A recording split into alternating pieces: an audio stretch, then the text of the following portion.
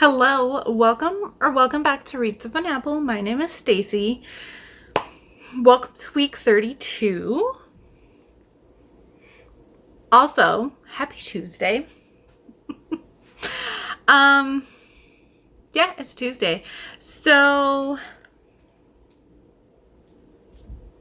yeah, things have been happening. I did do things this weekend. I do have books a little bit to talk about, but I have spent my time doing something else lately, which we will touch base on later. But let us just move on, and we'll go ahead and do the quest calendar first and get that knocked out, and then we will talk books and then the other thing that I've been spending my time on. So let me grab my things here.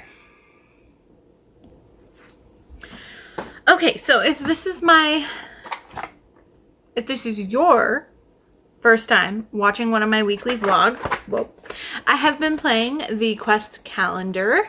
This is created by Sundial Games. It is a daily calendar with Saturdays and Sundays combined. That is based off of like a tabletop role-playing game. This is D20 based, so think Dungeons and Dragons, Pathfinder, D20 Modern, things like that. The theme, as you can probably see here, for 2023 is the Void Spark Chronicles. So this is sci-fi, space opera, think Star Wars, Battlestar Galactica, Firefly, you know the drill. Fun fact, Sundial Games is also a Colorado-based company, which is super cool. Okay, now I do play with the companion book. I think it is definitely worth it to get the companion book. It is super helpful. If you play one of the pre-made characters, it has a lot of the level up stuff already pre-done. They've made some upgrades to the book for 2023, which is great. I like the new landscape format. We've got reusable ship upgrades and equipment sheet, which is fun, and I'm just a big fan of Sundial Games and the way that they have kind of improved on things with like keeping things similar. 2024, the backer kit surveys are out, so I'm guessing you can late back if you're interested, but I'll link Sundial Games down below so you can check out their website in any information for 2024 if you are interested. So this is our ship, the Karnak. As you can see, we have all of our additional crew members and upgrades filled to the brim. And then the character that I have been playing as is Zarilla Tur. She is Urzen and her class is Mystic. And my numbers popped off a little bit there. Okay, so we're going to leave it at that. We have some catch up to do, like I said. It is currently Tuesday. So we have this weekend, Monday and Tuesday. So we have 3 pages to do. We are currently trying to find... there are some scientists that we were giving transportation to, and they were meeting a scientist friend named Andy, who has since been kidnapped by some rebels. They're called Stitchers. They're basically self-Frankenstein monstering aliens. They are, but the bad guys. And we are trying to find a secret hideout that Andy had in the past to try to figure out where she might have gone, even though I think we're supposed to be tracking the Stitchers, but who knows. But anyway, so we have found the secret hideout, but it has turrets in front of it. So this was us dealing with the turrets last week. So let's see what this weekend brought forth. Oh. Okay, it looks like some crazy lock. Fun. Okay. Oh, I should also tell you, this is what the game usually looks like. As you can see, this is the page we had before. All of the script type font is going to be the story. This is specifically a combat page, so it'll have this table. Today's page, as you can see, is not a combat page. And there's this block font in this box. That is the mechanics of how we're going to play that day's page. And as you can also tell, usually it's a full page of artwork. So let's just go forward. All right, just inside the entryway threshold, you face a large stone door that blocks your path beyond. The door is covered in moss. It hasn't been disturbed in a long time. Some of the gears are rotating and others are off the door completely. Perhaps you can reassemble the gears to get the door open. So, see the special instructions for the puzzle. So, here is our puzzle. So let's see what it says. These are the gears that are still on the door. Some are missing. These are the gears that are on the floor. Decide which gears go in spots E and H on the door. Put the correct gears in the correct place and the door will open. Make up to 4 guesses before you check the answer. There are patterns in the gears. You might guess by cutting out the gears and lining them up or figuring out the complex patterns.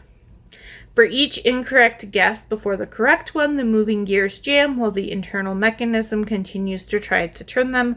This force causes such intense pressure that the incorrect gears fly off the door and hit you. Reduce your health by 3. If you don't guess the correct answer, Maddox approaches the door and is able to solve the puzzle. Okay, so we're just going to do it and see. I'm going to pause while I figure things out, and then I will come back with the guesses that I have. So I will be right back in a moment. Okay, so I have my guesses. I just kind of wrote down some random ones after the first one because I think I'm going to be correct for the first one. So let me explain my thinking to you on this one. So I was looking at this and I was looking at these guys. So we've got, as you can tell, these are in order A through J. And I was looking at the little guys and I was counting the spokes on them, and it seemed like it's like a little one, a big one, little big one, and then all the way through. So I'm going to guess, because little big, so I'm guessing this is one of the little ones. So I was looking at one of these two to be in that space. And then when I was counting the spokes, this is 5, 5, and then this is blank, and this one is 6. And then this one is 7, and this one is 7. So I'm going to guess that this is number 2. Yeah, number 2, because that's the 6 spoke one. So I'm going to guess 2 goes in that section. And then as for this one, so if I count the big ones, this one's 11, 10, blank, 8, 7, 6. So I'm going to guess this one has the 9 spokes, which is number 5. So I'm going to guess 2 and 5. So let's see what the answer is. So solution E equals 2. We got that one right. Great. And then H equals 5. Cool. We figured it out.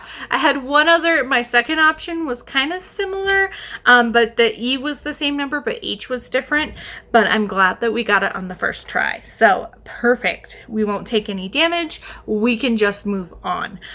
Before we do, there is a new mechanic on the weekends if you haven't seen my 2023 stuff. And that is this little box here. This is called the Sunday Lottery. You can choose to participate in this when you play your weekend page. What it is you have the choice if you would like to roll a d6. If you roll a 1 or a 2, you lose a little bit of money. If you roll a 3 or higher, you gain a little bit of money. So I always like to do it because why not? A couple credits couldn't hurt. And that is a 6. Nice. So we gain 4 credits from the Sunday Lottery. And then I guess I don't see anything that happens for winning. So we will just move on. So this was Saturday, Sundays. So let's see what yesterday brought. Monday. Just one page, please. Ooh, okay. Looks like we have combat with some sort of robot thing. That's very Star Wars-esque for sure. Open the door, or once the door to the secret bunker opens, cameras, sensors, and guns are pointing right at you. You are met with a dangerous patrolling security drone. It fires a disrupting wave of scrambling energy before it fires its lethal weapons. So it looks like we're going to have 4 rounds, and we will have to do an attack roll, an intellect roll, and a damage roll based on this table. So let's see if there's more information over here. Okay. So, we will need to make an attack roll. Then we will need to make an intellect roll. If we roll a 9 or less, or we get 9 or less on our intellect roll, we become confused. And that means we roll our damage twice and take the smaller option. So, let's just get into it because we have 4 rounds to go. So our attack is a +7. So we roll attack first. That is a 16. So 23. All right. So 16 or more, you hit the drone. Perfect. And then we need an intellect roll. My intellect is a +1. So we need a 9 or higher on the die. And that is a 19. Perfect. So we are not confused. So now we will roll damage, and our damage is 2d12 + 2. So lots of rolls here. That is a 1, but I'd rather that be in the damage die than anything else. And a 6. So 8, 9, 10 damage total. Okay, so round 1, if you hit and your damage roll is 8 or more, the drone is stunned. Perfect. All right, so that means it does not attack us this turn, so on to round 2. So attack roll is first, and that is an 18, so we are once again over 20, and it's the same as 16 or more, so we are good. So intellect roll, and that is a 14 on the die, so we are perfect. So damage for round 2 is 10. Wow, 10 and a 2. So 12, 13, 14 total damage. For round 2, we needed 10 or more damage. So we are perfect there. On to round number 3. That is an 8.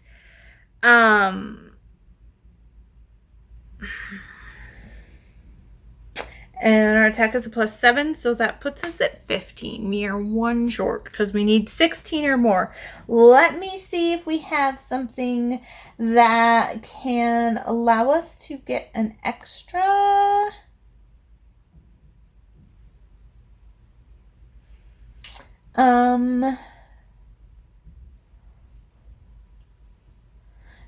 We can re-roll. You know, let's do it. Let's do it. Okay. And that is a 12. That is a lot better. So we are at 19. So I used my ability time step, which allows me to re-roll 1 die roll a page. So we do manage to hit because that is 19 total. Once again, we need a 16 or more. So I will roll our intellect. That is a 15 on the die. So we are fine there. So damage 7 and 7. Weird. So 14. So 16 total damage for round 3. This time we needed 10 or more once again to stun the security drone. What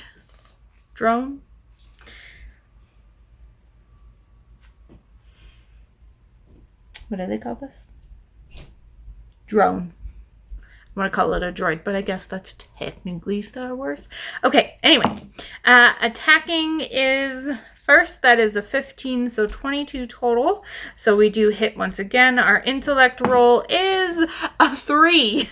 So that is 4 for our intellect. So we are confused. So that means we will roll damage twice and take the lower amount. So that is a 5. And an 8, so that's 13 damage, and then we will roll again. That is a 1. Probably going to have to take this one, and a 7. So that's 8 damage plus our +2, so that is 10 damage.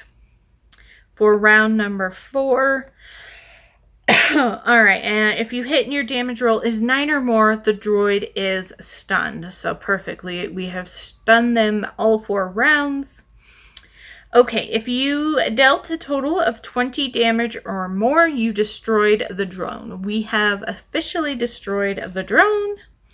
Collect 1 credit for each round you stun the drone, and collect 2 additional credits if you destroyed the drone. So we stunned it all 4 rounds, plus our plus 2 for destroying it.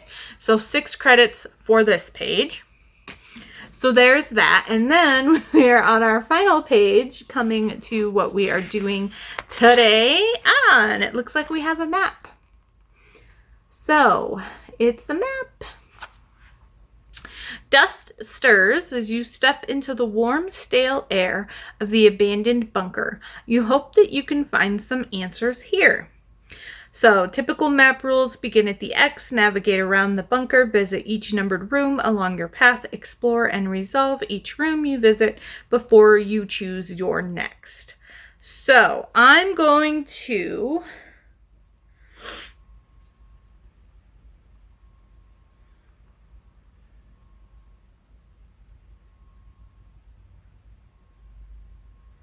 okay, so here's the X. So we're going to come in, we're going to pop up, and we're going to do this one. This is room 3 because the doorway is right here in the entrance. And then I'll pop down here and we'll do room 1 because the doorway is also here. And then I'll come across and we'll hit room 4.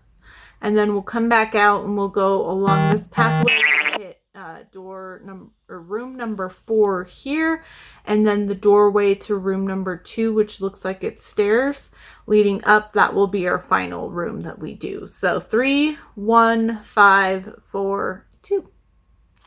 Okay, so no description for our entryway. So room number 3 is first. Workshop. This room is a large workshop with many machines, equipment, and supplies. All the equipment is heavy. You wonder how it was all brought here. So strength check, reminder, investigator. We do have investigator. And our strength is a -1, so that gives us a total of +1 to our roll. And hey, look at that, 18. Great. So that puts us at 19 total. If the result is 17 or more, the equipment can't function because there is no power source anywhere. You find a green key card stuffed in a random drawer. Add it to your inventory. Okay, fun. I'm guessing that leads to a treasure chest because that's typically how it works, but that's fun. Okay, then we will come across the hall into room number 1. The library, love it.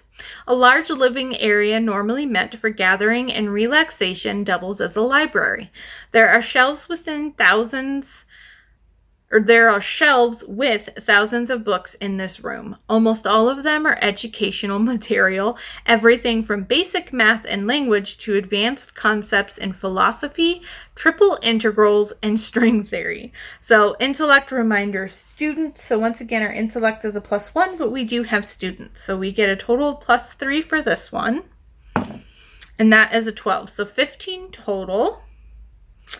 If the result is 13 or more, you find copies of Dr. Latimer and Dr. Surfin's books on artificial intelligence, micro-robotics, and recursive manufacturing. As you flip through the books, 5 credits falls out. Okay. All right. Okay, so then into that big center room with a ship, that is room number 5. The hangar, probably could have known that. A ship the size of a large escape pod sits in this small room. The ship features the logo of the Zorian Empire. Hangar doors overhead have been welded shut. So this is an intellect roll, reminder, engineering. And we do have engineering. So once again, we have a +3 to our roll. And that is a 2. Oh boy. So I'm going to use our reroll for this page because it's once per page. So we're going to try better than a 2. Okay. I'm fine with this. We're at an 11. technically the top half of the die. So that puts us, what are we? We are at a +3. So we are at 14 on this. Hanger number 5. If the result is 14 or more, whoo, just barely, you find some ship parts you can use from this old busted up ship. Cool. So we will add 1 ship parts to our inventory. Great. Okay, then room number 4. This is the kitchen. This room looks like a makeshift kitchen area created from lab burners and heating coils. This couldn't have sustained the cooking needs of anyone. You rummage around, and when you peer into a provisional stove, you catch the scent of a heavy gas leak. Constitution roll, reminder danger sense. Wow, okay. So our Constitution's a +1, and we do have danger sense. So once again, a +3 to our roll. That is a 15, so 18 total. If the result is 13 or more, you steel yourself against the effects of the fumes. Okay, so the final thing, the little stairway room, it looked like, is number 2, inner door. There's yet another heavy locked door that must lead to something important. You may continue to search throughout the bunker and return here when you are done. Perfect. So we went the correct order, and that is it. So that's where we are ending. So once again, we started here, then we came in. This is the workshop area. Then we came down here. This is the library. I love that the library is the biggest part of this map. Then we went into the hangar. Then we came out, took this inner hallway back to this kitchen type area, and then here is the whole inner door stairway hallway where we ended up. So we will continue with that. Hopefully we won't have to unlock another door. Maybe that key card will be for the door. That would be great. But we will move forward from that starting tomorrow. So great. Now, I feel like my throat is getting scratchy, so excuse me for a moment. Okay, let's talk about books. Where I last left you in last week's vlog, I was currently reading 4 Weddings to Fall in Love by Jackie Lau and Hell on Earth by Brenda K. Davies. Friday night, I did finish 4 Weddings to Fall in Love. This is Jackie Lau's newest release. I thought this was super cute. The way it ended, I was pleasantly surprised.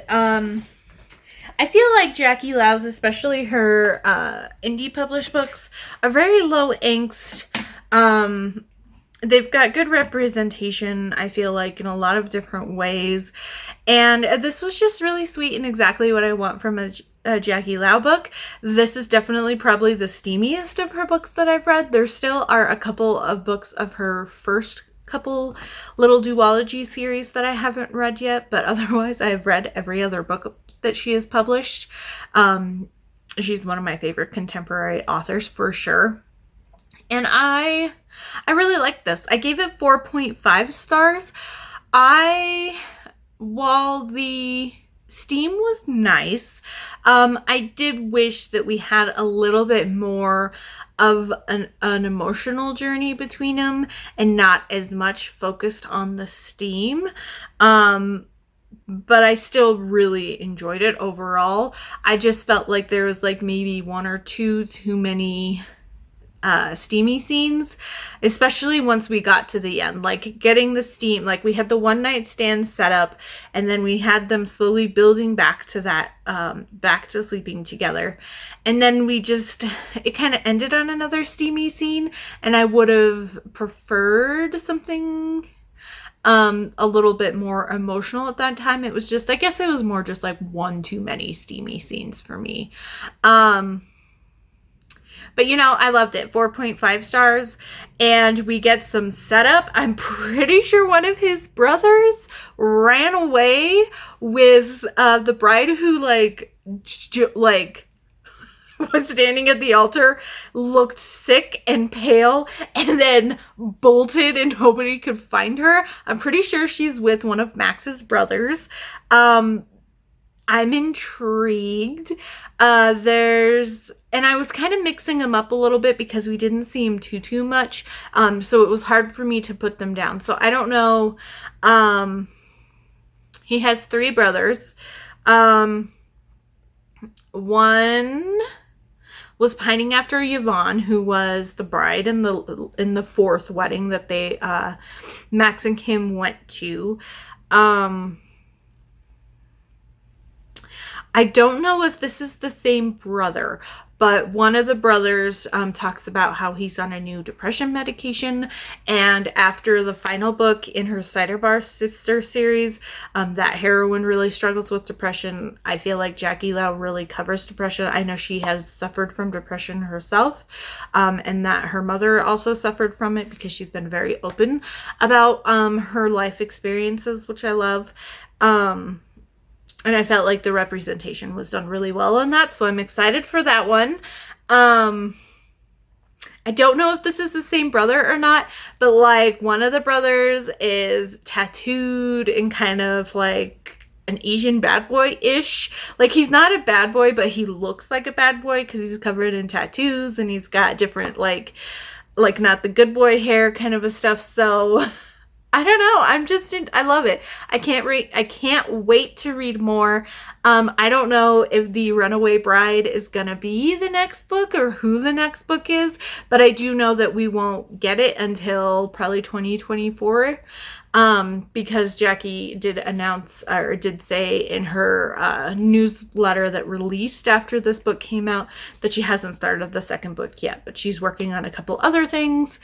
And yeah, we should have another novella released from her later this year, kicking off a new novella series. And at some point next year, we're supposed to get her next traditionally published book. So I'm just here to support Jackie Lau, and I love her books. And this is another win, and I can't wait to get it in paperback because it's super cute. I don't know if I mentioned this before, but when the cover first launched, it had like a teal background and there was a shoe and some flowers, and it was pretty. But she found out that specifically the flowers portion of that cover, her cover artist had pulled images to kind of collage it together a little bit, and I guess they found out that the flower portion of that cover was AI generated. And so Jackie was like, nope, not going there. And she got in touch with her cover artists, and they came up with this new cover pretty quickly. And I was just like, so I love that she just was like, didn't make a big deal about it. She just changed the cover. I missed it because I totally skipped. I didn't see the newsletter in my email, but I know I'd mentioned that I saw the cover change during one of my weekly vlogs, but that is why. So I might have mentioned it before, so I'm sorry if this is a repeat for you, but I just had to throw it out there that, you know, I just love Jackie Lau, and I love that, you know, she's not afraid to take a stance on things, and to kind of, you know, not that she's been active one way or another, but the kind of like put your money where your mouth is type of saying. Not that she was saying opposite and doing opposite things. I don't know. I'm just like trying not to like, I love you, Jackie Lau. That's all I just have to say. I love her so much. And I am a Jackie Lau stan for sure. And I'm too busy talking. I'm not actually getting my things here. So 4 plus 6. So we get 10, so 15 credits and ship parts. Okay. I was like, I'll just update my character sheet while I talk to you. And then I got too excited talking that I forgot what I was doing with my character sheet. So let me update this before I put things away. So we are at 388 coins. Oh boy. We have like more coins than we know what to do with at this point. And then we are at up to 19 ship parts, which we haven't had to need ship parts very well. We've been like thankfully rolling okay. I feel like the dice that came with the game that I got, the Pretty Galaxy dice, have been rolling really well for us for the most part. Plus it helps that I kind of play my character how I've builded up her stats. Okay, so we'll put that away. Now, back to this. As for things that I'm applying this to, for Guildathon, I applied this to Stoke the Flames, which is read a book by a favorite author. For 2023 Summer Musical Tour, I applied this to my bonus. We are now in my bonus section, which is super fun. And I did Sexy, Free, and Single. If you did not know, the bonus for that one, I'm doing a bunch of Super Junior prompts, which is my favorite K-pop band. So I applied this to the album Sexy, Free, and Single for the song Sexy, Free, and Single, because that is definitely the vibe that Kim has in this book, especially at the beginning. For the mini Summer of Swoon, I applied this to a new release because this came out at the end of July. For the Romance Readathon, this counts for 275 points. So we have 200 base points, 25 points for being a romance, and then 50 points for a BIPOC author. Then for the Magical Readathon, I picked this up I applied this to my astronomy class for the ordinary level, which is the Moon Song Ritual, and the prompt for that is a word from the last song you listened to. And when I did my TBR, that was Bad Love by Key. And this has love in the title. So there is that. Now, the other book that I was reading is Hell on Earth by Brenda K. Davies. I am at 90% of this. I'm just like chipping away at this book. I got a good chunk read on Sunday during reading sprints and folding laundry. And I worked on a couple little projects that I've been wanting to do, but I'm still not done with it. I read a little bit yesterday. I went from 85 to 90%, and I still have not finished it, but I'm enjoying it still. I don't even know what has happened since I last updated you. I think when I last updated you, it was like halfway through. So we definitely have more plot coming in instead of just Ren and oh my gosh. If you watch last week's vlog, you're like, why won't you remember his name? Okay, I was thinking Agent Coulson from Marvel was how I was going to remember. It's not Coulson, it's Corson. Hopefully that's right. Corson, yes. But they have kind of caught up with people, and they're learning more. There are more demons that are kind of joining this other side of the war. And the Horsemen have joined them. And I love that she's taking like normal, like Christianity mythology, and like demon mythology and twisting it just enough to like make it unique, but also like still feel like familiar and not like you're having to wrap your head around these crazy concepts. And they're like, oh, the Horsemen have joined. And one of the human wilders in the group is like, the 4 horsemen, and they're like, well, technically there's 11 horsemen. So, and they're like, what? And well, they're like, well, the people who saw through the veil just saw the 4 horsemen and then the 7 sins, but technically they're all horsemen. And I was like, oh my God, that's so cool. And it like, I don't know why, it just really blew my mind to think about it that way. So I'm definitely still enjoying it and having a lot of fun. I'm still a little bit like Ren, get with the picture. Like she keeps saying and thinking she doesn't want to fall for Corson. She doesn't want to, even though like they both have recognized and talked about the fact that she is her chosen one. So AKA fated mate.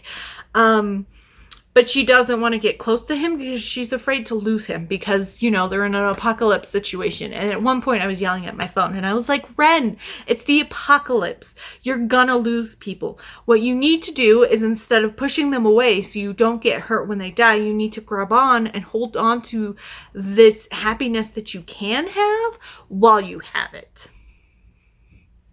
So we'll see what happens. I don't know how far we're going to get, but I'm enjoying that we're kind of adding some overarching plot into the story. And I'm guessing that dealing with the horsemen and this other group of evil demons will be kind of what sustains the rest of this series.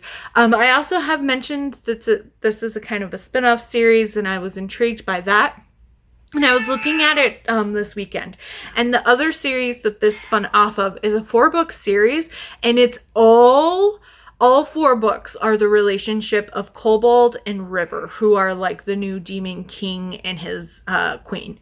So I just wanted to throw that out there because I know I kept saying I need to look it up, but I need to look it up. I finally have looked it up. I didn't look up the series to see how many books were in it or anything, but I'm definitely intrigued to start reading more.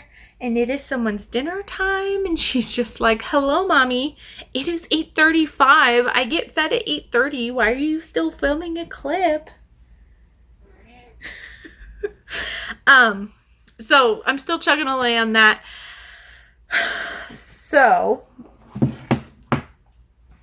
let's talk about why I haven't been reading. Saturday night, I was like, you know what? I'm going to do it. I'm going to start it. I've been wanting to play it, and I still haven't done it. So I popped this in my PlayStation, Hogwarts Legacy.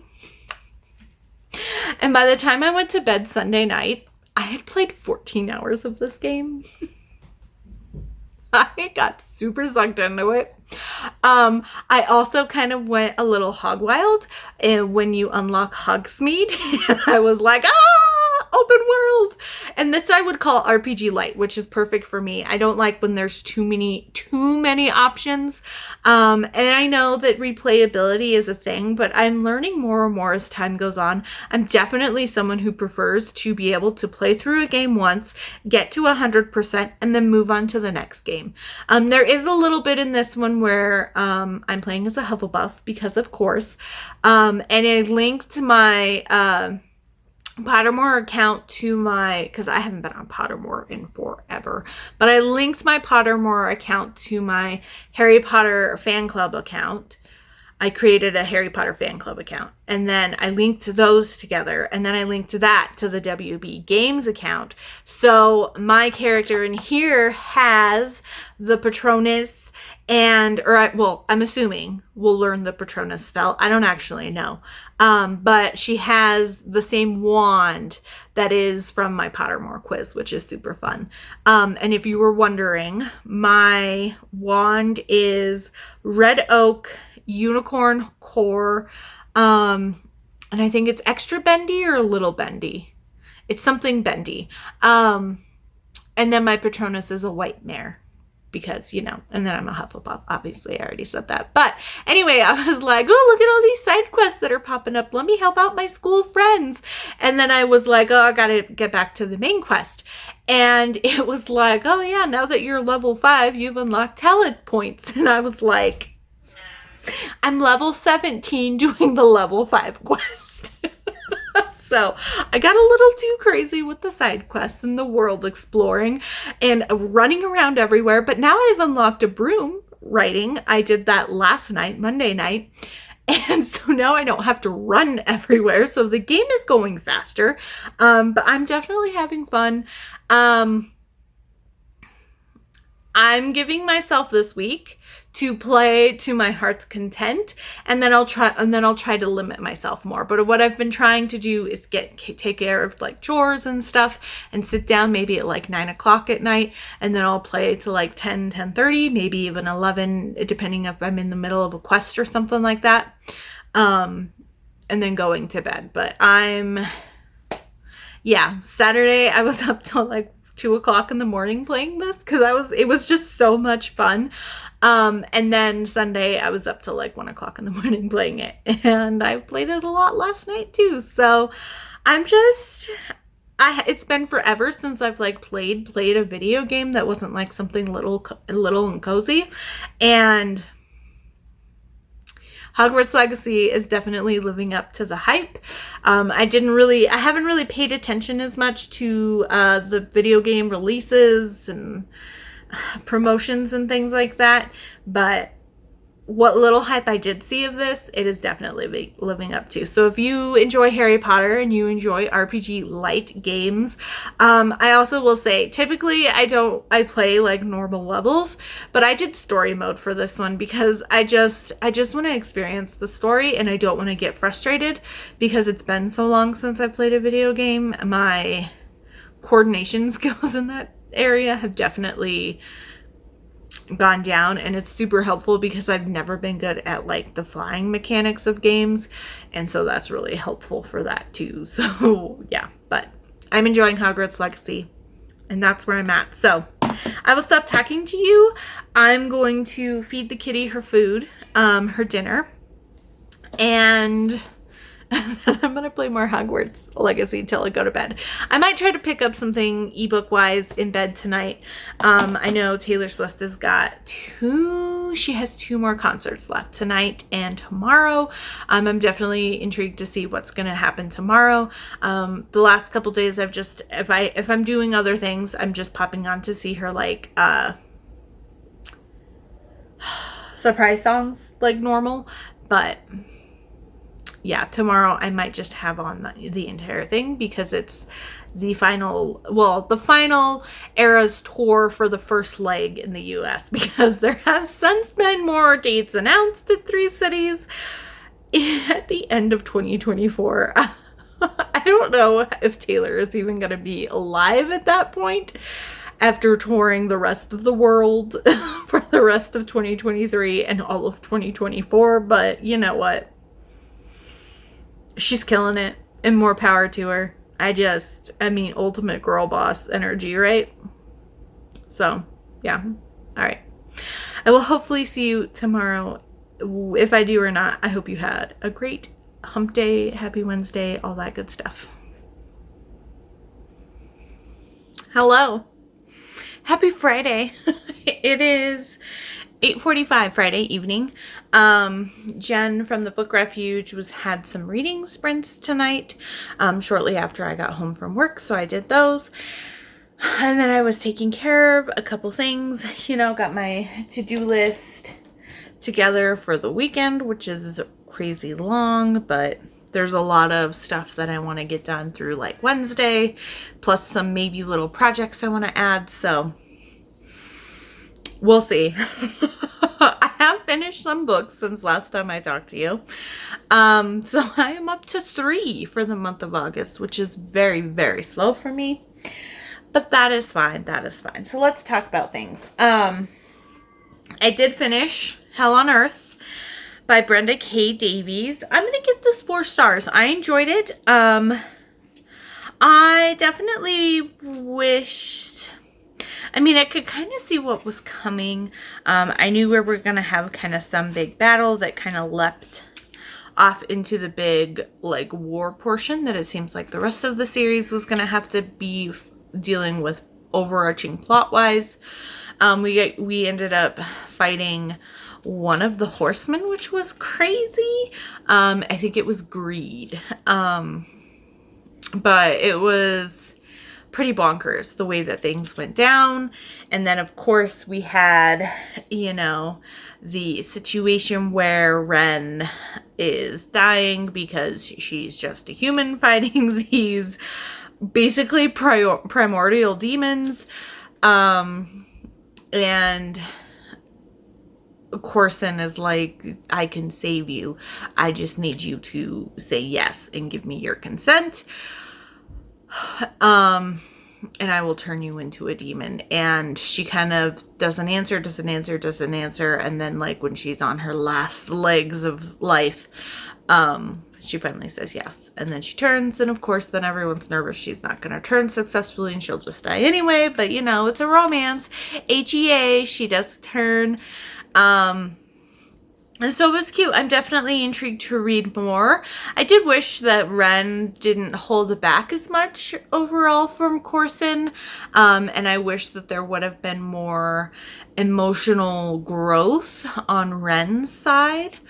Because it felt more just accepting what she was feeling for Corson and not actually like learning to accept all of her feelings, not just for Corson. So, yeah, but 4 stars. I thought it was good. The audiobook was pretty good. My library has the next couple on Hoopla, so I'm definitely intrigued to read more at some point. So I'm going to leave it at that.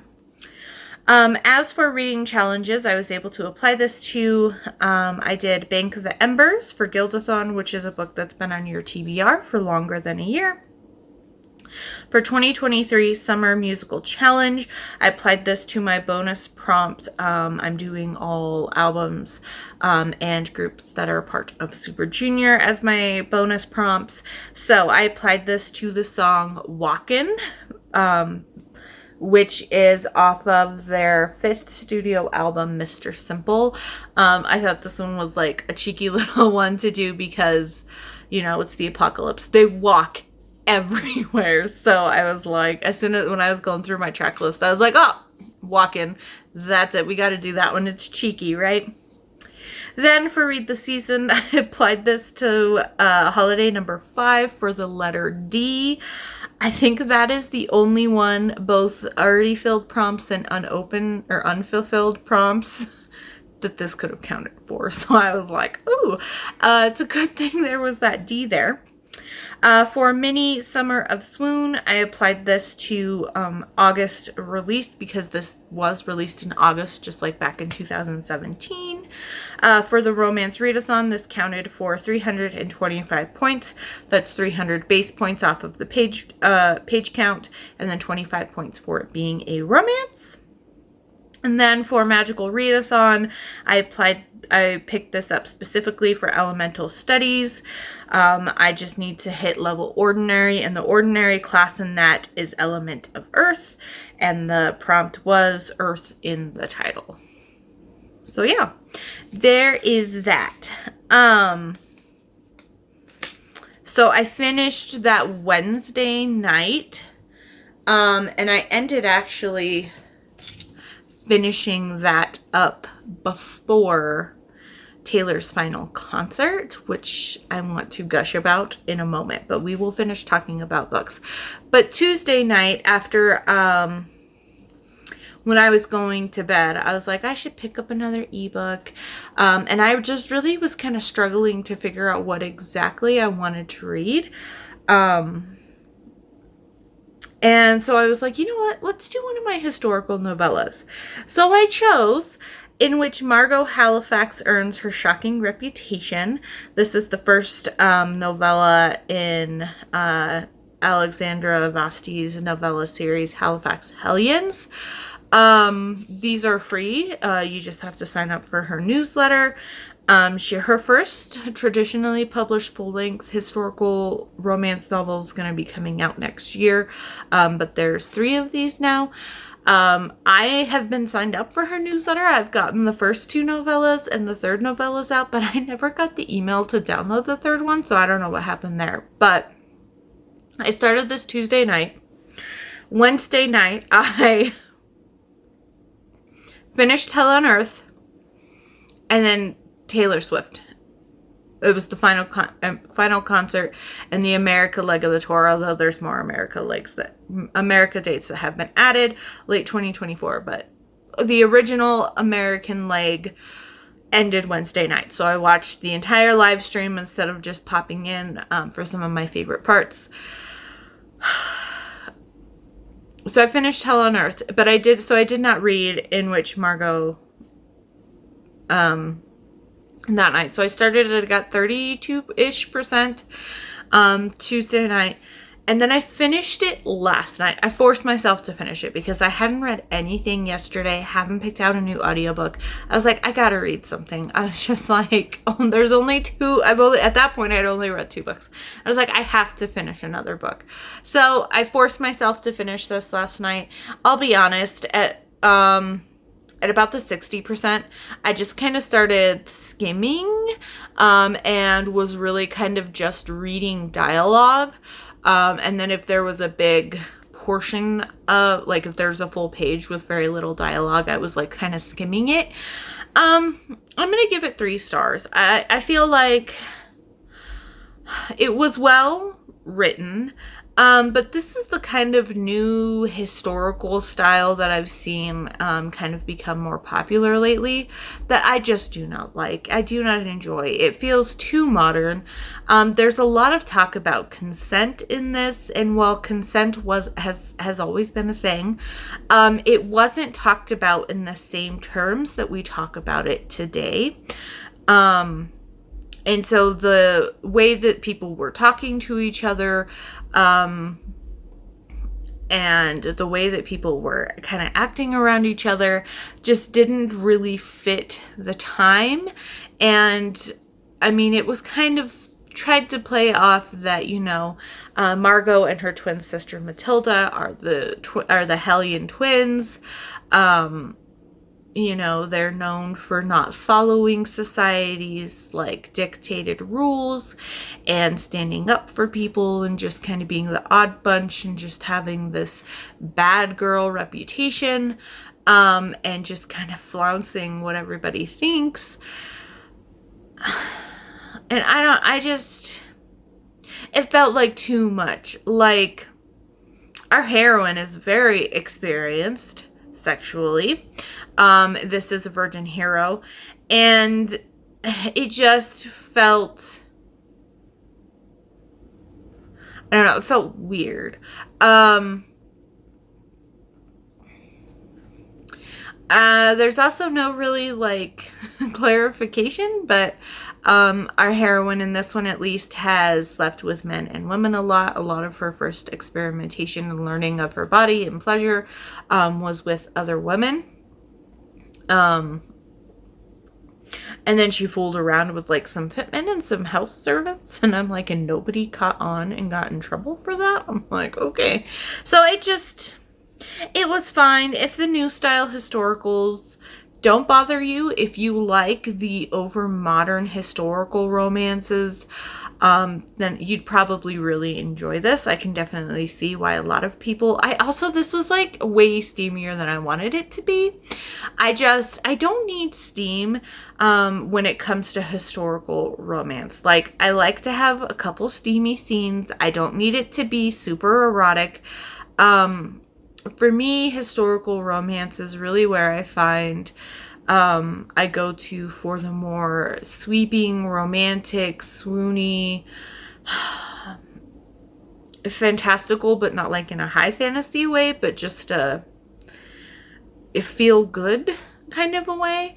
And sometimes when they are so focused on the steamy portions, I don't get what I want from the great sweeping historical romance aspect. And so this definitely didn't really feel really romantic to me. I didn't really feel the romance between them. So I struggled with rating this one. Part of me wanted to rate it lower, but it was well written. And I can see how other people would enjoy this. So I'm just going to give it 3 stars. It was fine.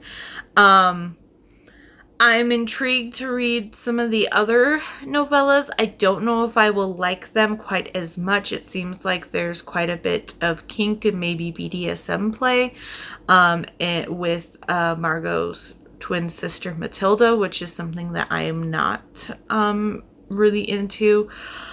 I just don't enjoy those dynamics. So yeah, but I'm definitely intrigued to try her full-length novel, but I will definitely go in trepidatious wise.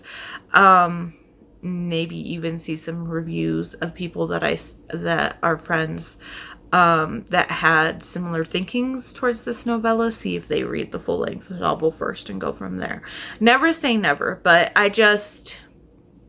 some of these newer historical romance authors, they're not saying this, but it feels like sometimes to me like they're trying to fix historical romance because, classic historicals, bodice rippers, late 90s, early 2000s, there is some problematic content for today's standards.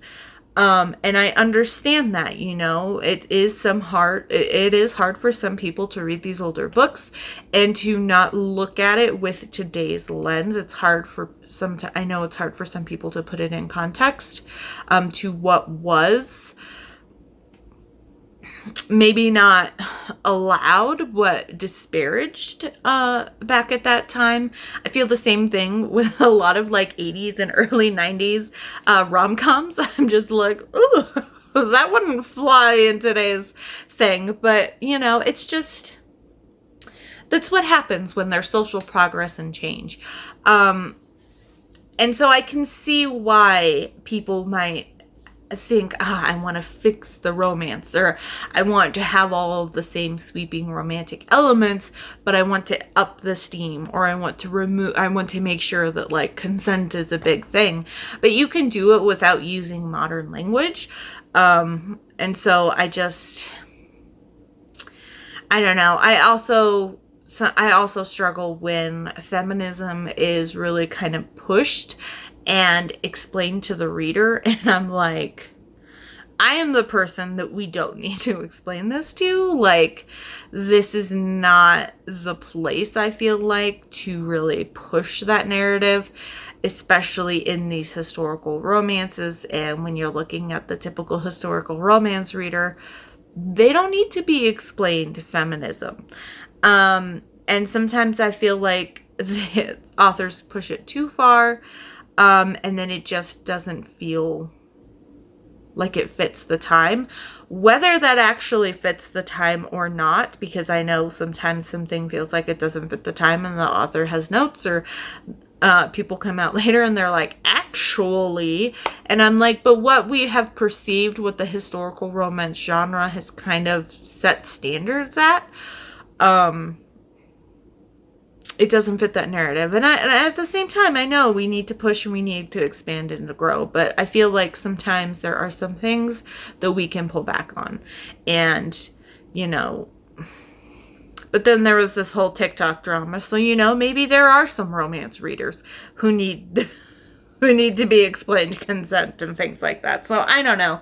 It's just, I struggle with the newer historical romances unless they're from an author I already know and love and trust. So,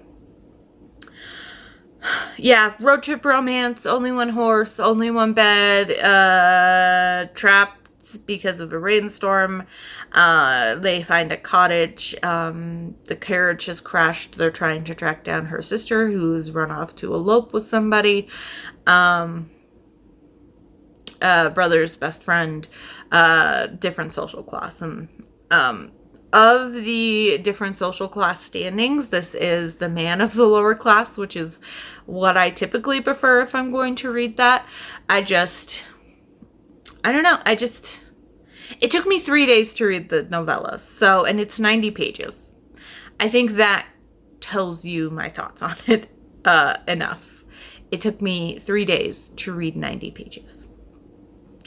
So, as for reading challenges, I applied this to for Gildathon. I applied it to Flash Fire, which is read a short story or a novella. For 2023 Summer Musical Tour, I applied this to the song Raining Spell for Love. Like I just mentioned, they crashed their carriage, and then they're waiting for like the replacement carriage, and it starts raining, so they go to like a nearby cottage for shelter. And so I had to do Raining Spell for Love, which I love that song. It is one of my favorite. They did a remake version on the 11th studio album. That was really cool, but the original always has a soft spot in my heart. But that was from their 7th studio album, Mamacita. For Read This Season, I applied this to the letter I, which is holiday number 2. So this officially finishes holiday number 2. So I have finished level 3, which is probably the highest that I'm going to get. I will still apply the rest of the books to the rest of the reading challenge, but since my reading has definitely slowed down these first 11 days of August, I am even less likely to hit the 100+ books by the time that this ends. But I'm just going to keep reading. I at least hit level 3, which is read the season in 2 holidays.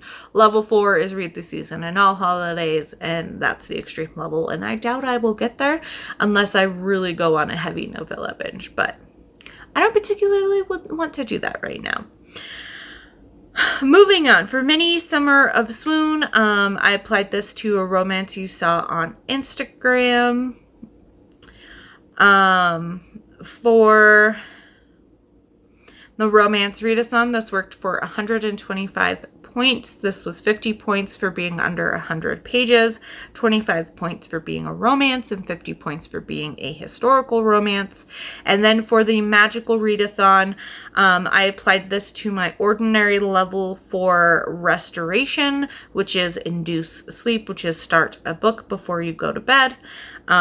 Which means that I have now done my ordinary and qualified class for restoration, so that class is officially finished, which is great. As for other reading, tonight during the reading sprints, I did pick up For Never by Aurora Rose Reynolds. This is my first book by her. I am 35% of the way through, so not bad for a couple reading sprints tonight. I'm enjoying this so far. I'm reading this for book club next weekend. This is the Buzzing About Romance book club that's exclusive to their Patreon. And I'm loving it so far. This is a fake fiance situation. So our heroine Penny, her mom has been in remission for breast cancer and was recently able to ring the bell, and we're still in summer. Our heroine is a first grade school teacher, and her mom is traveling in New York, and she's gonna spend, I think, 6 weeks there with her sister and her mom, and just kind of enjoy life while she can, because even though she's in remission, you still gotta, she's healthy enough and strong enough to kind of do things that she's always wanted to do. And one of her mom's bucket list things has always been to go to Paris. So Penny offers to kind of take over, be a temp secretary for her good friend who is going on maternity leave, and for some extra money, because this is a huge gaming company, which I didn't read the blurb. I just jumped in. I love that we have a nerdy, hot hero. I love it. But so she is just doing the side job to get some extra money so they can afford to go to Paris. But she's been saving for a while, and it's just like really sweet. So she starts there. He's super grumpy. He started a YouTube channel when he was a teenager. It was one of the first big like gamer video gaming channels, and then went to college for video game design, and now has his own company, and he's, multimillionaire, maybe even billionaire. Hot. He's got the nerdy glasses, but he's covered in tattoos. So we got like the nerdy bad boy, and I love it. And she's there a week, and then he calls her at 5:00 in the morning, and he's like, I need you to meet me at the private airport. And she's just like, what? And she eventually does. And then come to find out he's going to 130+ family reunion that they have yearly, and he doesn't want anybody on his back anymore. So he asked her to be his fake fiance. And she's just like, that's really awkward. I don't know. I've only known you a week. And he's like, I'll pay you $50,000. And she's like, that'll pay off all of my mom's medical bills. That'll pay off my, student loans. And I mean, good on you that your student loans are less than $50,000, plus all your mom's medical bills. Like, good on you. And it also help, fund their Paris trip. So she reluctantly agrees. So yeah, we've got fake fiance for a week. There's definitely some attraction on her point. So far, we've only been in her POV. So I'm guessing at this point it'll be single POV all the way through, which I wish we would have had dual POV. I'm just, more and more that's what I prefer. But I'm enjoying it. It's super cute. He's like grumpy, but he has these little moments. She is a real body heroine. She mentions how she's considered plus size by today's standards. But the way she talks about it, it makes me think like she's normal woman size. So she's not fat, but she's not like super skinny. She's just a normal person. There is a thing where she does have D cups, so when she has to borrow a swimsuit, she's just like, nothing fits up here unless I pull the swimsuit up, and then I'm giving myself a massive wedgie. So, it's super cute and quirky. Yeah, I'm enjoying it so far. I mean, as you can tell, I flew through a third of it so far really quickly, so I'm guessing this will be a pretty quick read, and I'm glad that now that I'm finally kind of getting a little bit into reading again after this week, just being completely sucked into Hogwarts Legacy. I think this is a good one to kind of bring me back into the fold, and I'm excited. And I guess the book club will also, like, Aurora will be there, which is super fun. So yeah, I'm excited for that. I'm enjoying that. So that'll be definitely something I will read more later tonight, and then hopefully finish tomorrow or sometime this weekend. So that's it for books that I have been reading. The other thing I do want to show you is I did get my new release that came out this past Tuesday. So we have book 3 in Amy Rose Bennett's Byronic Book Club series. So Tall, Dark, and Scandalous. I love these covers. I love that each of them have their own like color theme. And then we've got the like bookshelves in the back, and I just love the clinch on the chair. It's gorgeous. It's absolutely gorgeous. And I'm loving the color of her dress. Like, oh, it's so pretty. I love her covers. I love her covers to death. So yeah, new historical romance.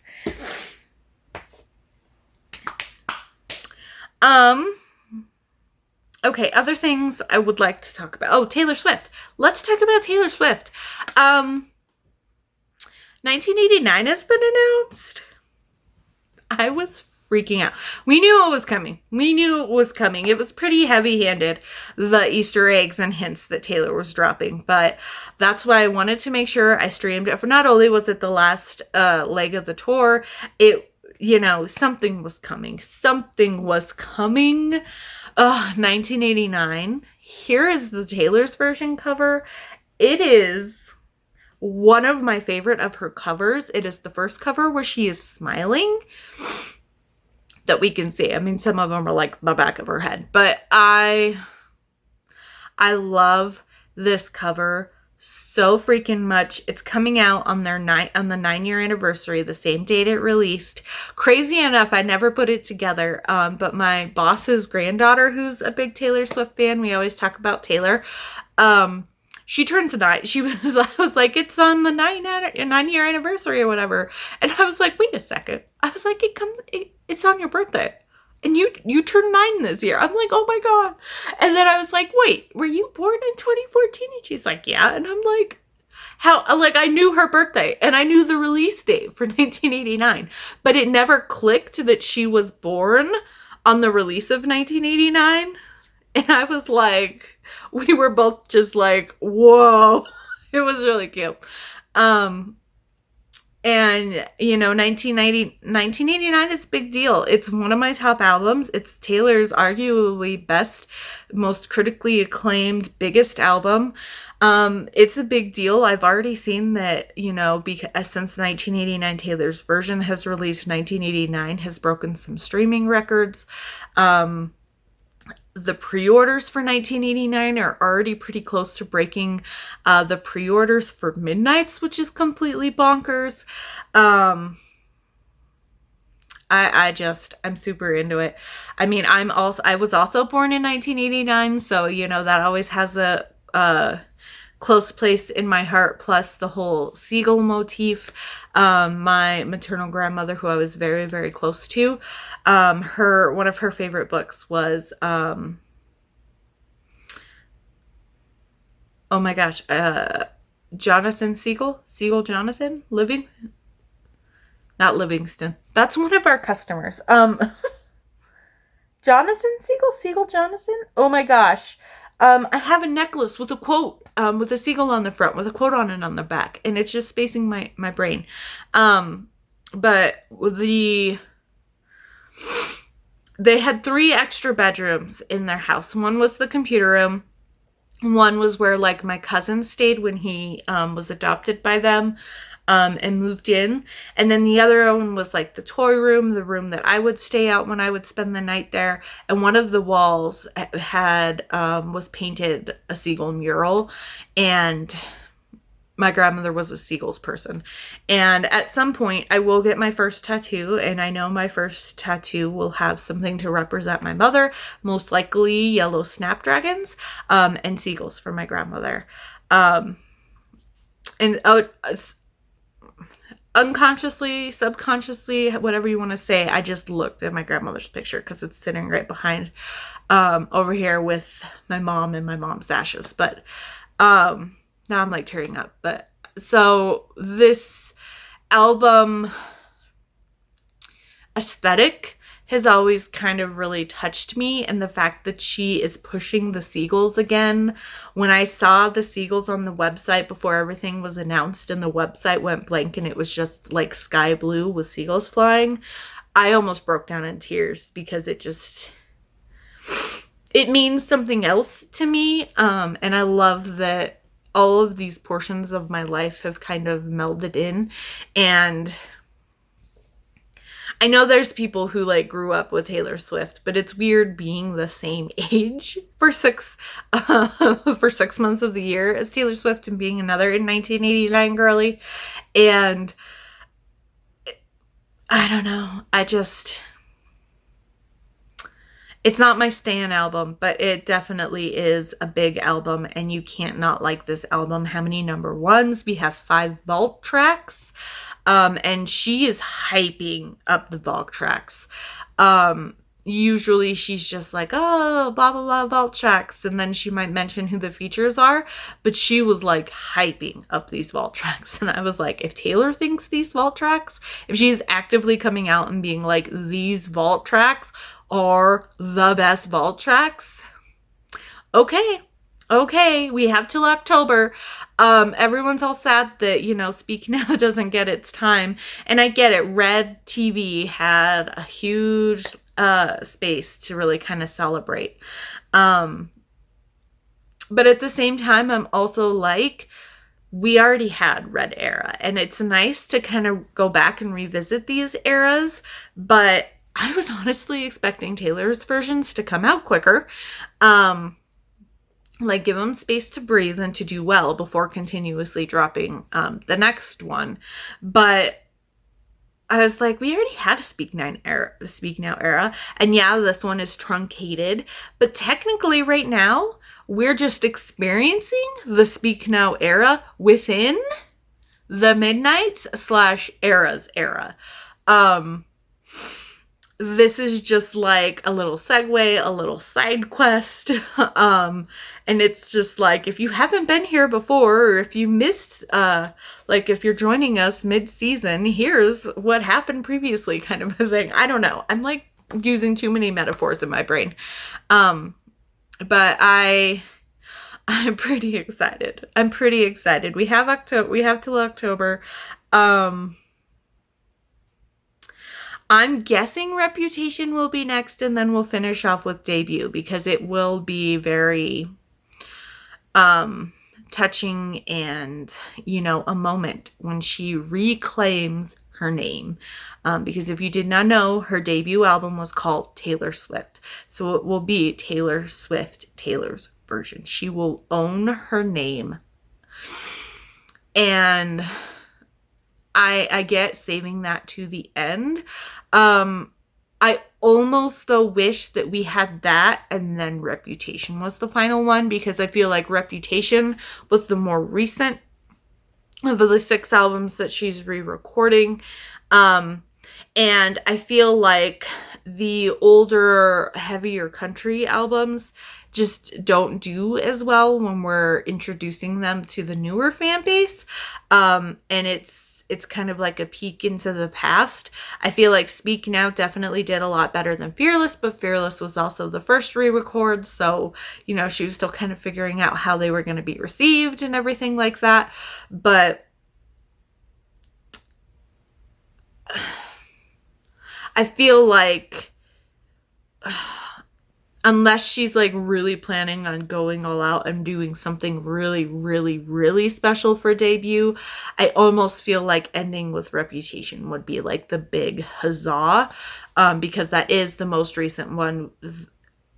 So I don't know. I'm torn. I like the idea of her ending with debut, but I feel like from a business perspective, but at the same time, it'd be better to get Reputation first, because more people use Reputation songs on TikToks and, you know, in media type things and social media than they do debut. So I don't know. We'll see what happens. Who knows when we're getting TS11. Poor Taylor's going to be on tour for another year plus. She's going to be dead by the time all of this is over. But yeah, it was pretty hyped. I called my boss because, you know, things were fairly normal for the beginning of the concert. There were, every time between different eras, the wristbands were flashing blue. There was 5 flashes of blue the night before. And the same thing happened with Speak Now. There was 3 flashes of purple the night before she announced it. You know, there was extra lights on the stage that instead of being the like white colors were more blue toned. And then when she came out with that blue enchanted dress, I lost my freaking mind and I called my boss. It was only like 9 something, I think, at that point. And I was like, I'm freaking out. I need somebody to talk to. I have nobody to talk to. I will be sending you voicemails. If you're going to bed, please, please like quiet your phone so I don't wake you up. But I was like, I need to get it out somehow. I'm going to be sending you voice memos. And she was like, okay. And I was just like freaking out on that. And then we hit Folklore, and that blue folklore dress sent me. I was another freaking out. Red had a lot going on at the moment, which is one of the 3 normal ones, but we got a new Speak Now dress. We got a new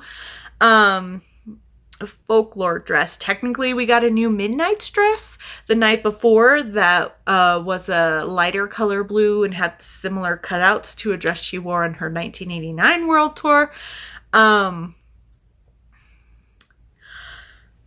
We finally got a blue 1989 outfit. And then, of course, the blue wrap dress to go over the 1989 outfit when she does surprise songs. And then she announced it. And I lost my ever-loving mind. I was watching the live stream on YouTube on my TV. I had the 13 podcast. One of the members, Anna, was live when she woke up for 1989, and she was like live streaming because she was like, what the hell is happening? She was like, this is more than I thought it'd be, because she lives on the East Coast or in Central Time or something, and she was asleep and set a timer and woke up and was like, surprise! So she was live streaming. Taylor Nation was live streaming, so I pulled up their Instagram on my iPad, and then I double screened it, so I had the store up because crazy things were happening there, and I was just like freaking out. And in between, I'd like be pausing the YouTube live stream or the Instagram live I was watching on my phone so I could set my voice a voice memo and freak out more, and then I go back to that, and it was just like a thing. I did finally finish crocheting the sweater I've been working on. I just need to sew it together, but I have finished crocheting the pieces. So assembly just needs to be done. Hopefully I can get that done this weekend. And then I have 2 IOU presents I need to finish. I also at some point need to really kind of buckle down and finalize my Christmas list for this year of what I'm going to make people. So there's a lot going on. And I know I just ranted about Taylor a lot, but you know what? I had to get it out. I had to get the excitement out because who else am I going to tell, you know? So I think that's all I have. Let's do the quest calendar and wrap up this very random few clip but long clip week because that's what we're doing. I'm going to take a drink of water first though.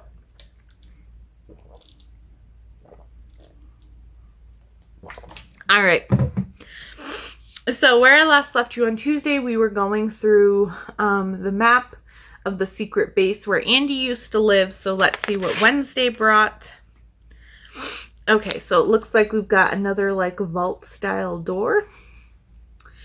Another heavy and locked door must be hiding something beyond. So 1 is enter the code, and then we have 2A through D. So A is pick the mechanical locking mechanism, B is hack the access panel, C is break the door down, and D is blast the door down. So let's see what we get first.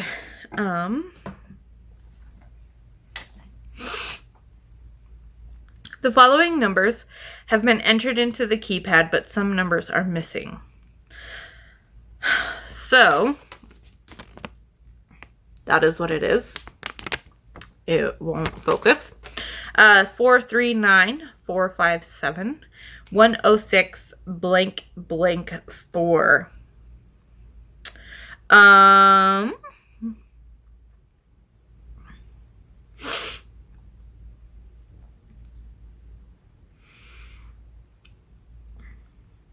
4-3. Oh, interesting. It looks like 4130 965 hashtag and then 74. So it looks like they're 3 different from the top to the bottom. So I'm gonna guess it's the 2 hashtags, the blank numbers are gonna be 1 and 2.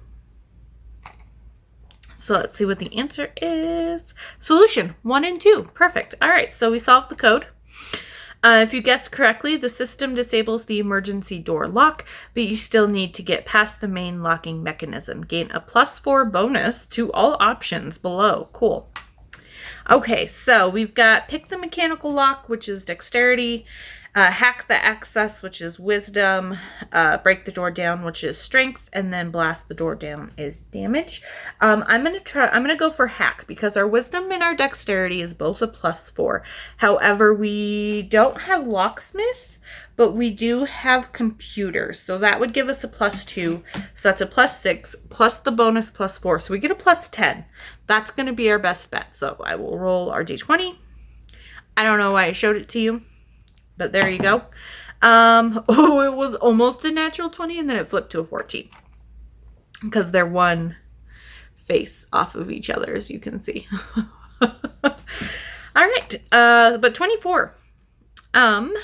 And which one is this? This is option B. So if the result is 16 or more, you manage to open the door. Perfect. All right. So there's Wednesday. We have opened the door. What is on the other side of the door? Ah, another map. Okay. Circular stairs descend, we're going downstairs, into a lower level of the bunker, revealing more rooms to explore. Begin at the X and navigate around the bunker, so same map rules. Okay, so, all right, the X is here in the center where we pop out. So here's the opening. So I'm going to say let's go in room 1. And we'll explore room 1. Room 1 has a doorway here and a doorway here. So we'll pop out. Then we'll come over here. We'll hit room 3, 4, and then 2.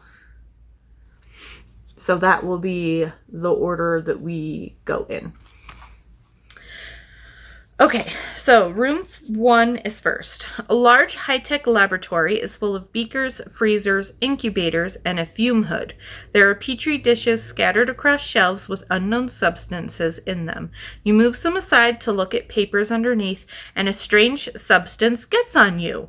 Great. So Constitution roll reminder, student. We do have student, and our Constitution is a +1, so that is a total of +3 to our roll. That is a 14, so 17 total. Room 1.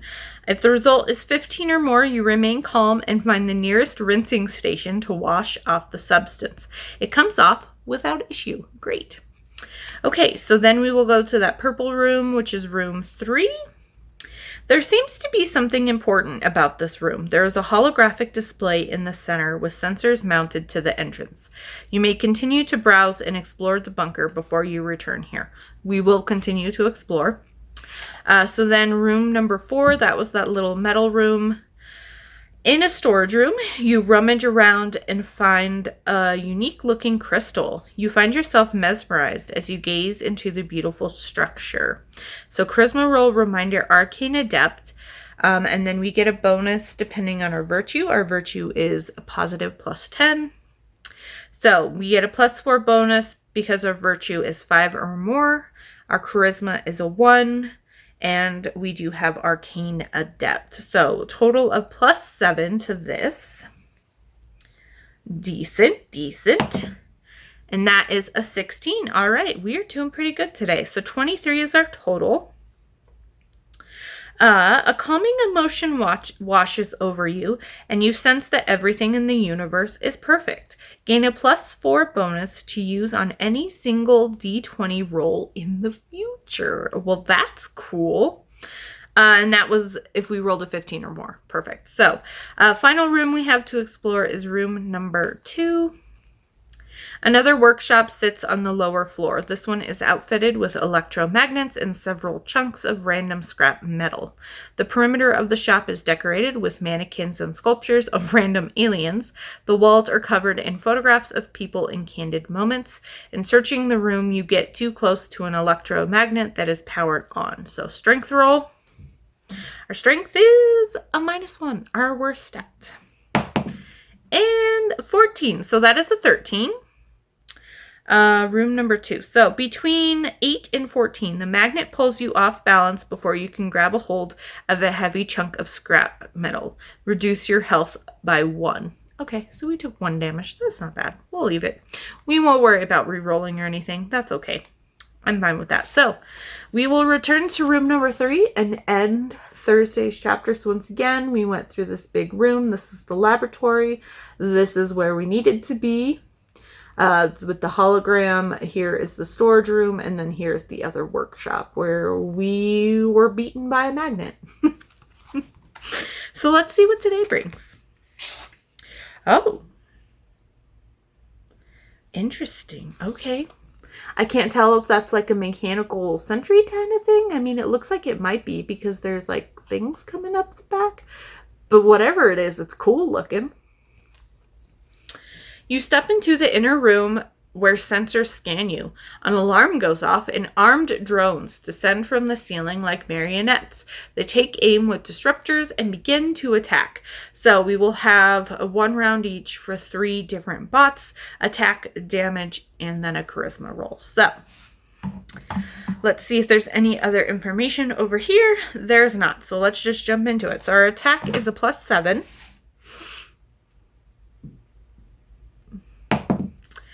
Okay, that is an 11. So 18. If your attack roll is 16 or more, you hit the bot. Okay, so damage, 2d12 plus 2. 11. Nice. And 7. So 18, so 20 total. All right, so we needed 12 or more. And the bot is destroyed. So perfect. 1 bot dead.